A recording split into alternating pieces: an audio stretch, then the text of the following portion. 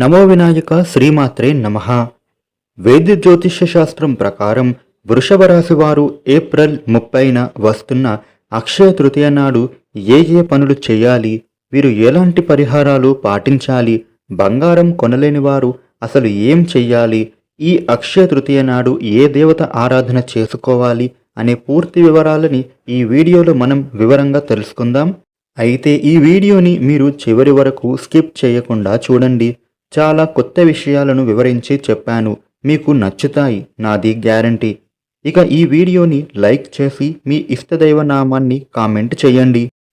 అక్షయ తృతీయ ఈ 2025 ఏప్రిల్ 30వ తేదీ బుధవారం రోజున వస్తుంది. అయితే ఈ రోజు రోహిణి నక్షత్రం కూడా ఉంది. ఇది ఎంతో ప్రత్యేకమైన రోజు. ఇక కృతయుగం ఈ తదియ రోజే ప్రారంభం అయ్యింది. అయితే ఈ అక్షయ తృతీయ నాడు మనం ఏం చేసినా గాని అది వెంటనే ఫలితాన్ని ఇస్తుంది. దానం కానీ, జపం కానీ, తర్పణం కానీ, హోమం కానీ, పరిహారం కానీ, ధ్యానం కానీ ఇలాంటివి మనం ఏమి చేసినా అది అక్షయం అవుతుంది. మీరు ఏ మంచి కార్యం చేసినా కానీ మీకైతే అది కోటి రెట్ల ఫలితాన్ని ఇస్తుంది. జ్యోతిష్య శాస్త్రం ప్రకారం కొన్ని రకాలైనటువంటి రోజులకి, తిథులకి, వారాలకి, నక్షత్రాలకి ప్రత్యేకమైన ప్రాముఖ్యత అనేది ఉంటుంది. అంటే ఈ ప్రత్యేకమైన వారం, ప్రత్యేకమైన తిథి కలిసినప్పుడు ఆ రోజున ఒక ప్రత్యేకమైన శక్తి అనేది కలిగి ఉంటుంది. అటువంటి తిథులలో ఈ అక్షయ తృతీయ ఒకటి. అయితే ఈ సంవత్సరం అక్షయ తృతీయ బుధవారం రోజున వస్తుంది. ఈ రోజునే రోహిణి నక్షత్రం కలిసి ఉంది. ఈ రెండు చాలా పవర్ఫుల్ అంశాలు. ఇంతటి పవర్ఫుల్ రోజున అక్షయ తృతీయ రావడం విశేషం. అయితే అక్షయ తృతీయ నాడు బంగారం కొంటే అక్షయం అవుతుంది అని చాలామంది అపోహపడతారు. కానీ అది ఎంత మాత్రం నిజం కాదు. అసలు మరి ఏం చెయ్యాలి? అయితే ఈ అక్షయ తృతీయ నాడు అసలు చేయాల్సిన పనులు ఏంటో తెలుసా? ఈ అక్షయ తృతీయ నాడు గోదానము చేసిన, భూదానము చేసిన, అన్నదానము చేసిన, జలదానము చేసిన, గొడుగు దానం చేసిన చాలా రెట్ల పుణ్య ఫలితం దక్కుతుంది. అయితే ఈ అక్షయ తృతీయ నాడు బంగారం దానం చేస్తే చాలా మంచిది. ఇక్కడ పేదలకు అన్నదానం చేస్తే చాలా రెట్ల పుణ్య ఫలితం దక్కుతుంది. ఇక ఈ అక్షయ తృతీయ నాడు భగవంతుడికి తర్పణం కానీ, భగవద్ దర్శనం కానీ ఇలా ఏమి చేసినా మీకు అక్షయం అవుతాయి. అందుకే ఈ రోజున దీనికి అక్షయ తృతీయ అనే పేరు వచ్చింది. ఎవరు అయితే శివ సాయుధ్యాన్ని పొందాలి అని అనుకుంటారో, అంటే వారు ఆ వ్యక్తి తాను మరణించిన తర్వాత మరో జన్మ ఎత్తకుండా శాశ్వతంగా శివుడిలో లీనం అవ్వాలి అని అనుకుంటాడో వాళ్ళు అయితే జలదానం ఇవ్వడం చాలా మంచిది. అలాగే శనగలను, గోధుమలు, పెరుగన్నం ఇటువంటి వాటి వలన దానం చేయడం వలన శివ సాయుధ్యం పొందుతారు. అంతటి శక్తివంతమైనది ఈ రోజు. ఇక కొంతమందికి ఏంటంటే ఈ అక్షయ తృతీయ నాడు ప్రత్యేకమైన దోషాలు ఉన్న వాళ్ళకి ఆ పరిహారాలు చేసుకుంటే వారికి తప్పక ఫలితం అనేది వెంటనే కలుగుతుంది. కొంతమంది ఎన్నో గుడులకు తిరుగుతూ ఉంటారు, ఎన్నో పూజలు చేస్తూ ఉంటారు, ఎన్నో హోమాలు చేయిస్తూ ఉంటారు, ఎన్నో వ్రతాలు, నోములు చేస్తూ ఉంటారు. అయితే పెళ్ళి అవ్వదు, సంతానం కలగదు, కెరియర్లో సెటిల్మెంట్ ఉండదు. అంటే వారికి స్కిల్ అండ్ టాలెంట్స్ ఉంటాయి, కానీ వారికి ఏ పని అనేది ముందుకు జరగదు. ప్రకృతి పరంగా వారికి ఏదో లోపించింది అనే భావన ఏదో ఒకటి ఉంటుంది. ఇక అలాంటి వారు ఇటువంటి ప్రత్యేకమైన తిథులు వారికి అయితే చాలా బాగా ఉపయోగపడతాయి. ఇలాంటి తిథులలో పరిహారాలు అనేవి చేసుకోవడం వీరికి చాలా శ్రేయస్కరం. అయితే ఈ తిథి నాడు ఎవరైతే మహాలక్ష్మి అమ్మవారికి ధ్యానం చేసిన వారికి విపరీతమైన యోగం, ధనయోగం కలుగుతాయి. వారికి ఉన్న ఫైనాన్షియల్ స్ట్రగుల్స్ అయితే తొలగిపోతాయి, రుణ బాధలు తొలగిపోతాయి. ఈ అక్షయ తృతీయ నాడు లక్ష్మీ గణపతిని ఆరాధన చేసిన, లక్ష్మీ గణపతిని హోమం చేసిన, అలాగే అమ్మవారికి లక్ష్మీదేవికి మామిడి పండ్లతో అభిషేకం చేసిన మీకు ఎనలేని పుణ్యఫలితం కలుగుతుంది. ఈ అక్షయ తృతీయ నాడు హోమాలు చేసిన, యాగాలు చేసిన అవి గొప్ప ఫలితాన్ని వెంటనే తెచ్చిపెడతాయి అని శాస్త్రం చెబుతోంది. పెద్ద పెద్ద వ్యాపారస్తులు ఈ అక్షయ తృతీయ నాడు గొప్ప గొప్ప పూజాది కార్యక్రమాలను నిర్వహిస్తారు. లక్ష్మీ కుబేర పూజ అనేది వారి ఇంట్లో చేయిస్తారు. అదేవిధంగా వ్యాపార స్థలంలోనూ చేయిస్తారు.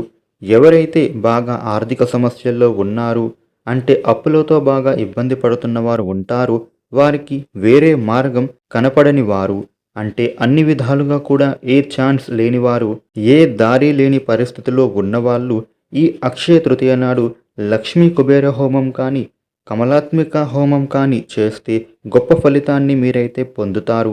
ముఖ్యంగా లక్ష్మీదేవికి సంబంధించిన యాగం కానీ చేస్తే విశేషమైన ఫలితం మీరైతే పొందుతారు. కొంతమంది ఆర్థికంగా వ్యాపారాలలో ఇన్వెస్ట్మెంట్స్ చేసి ఉంటారు, వ్యాపారాన్ని ప్రారంభించి ఉంటారు, లేదా ఎవరికైనా డబ్బులను అప్పుగా ఇచ్చి ఉంటారు.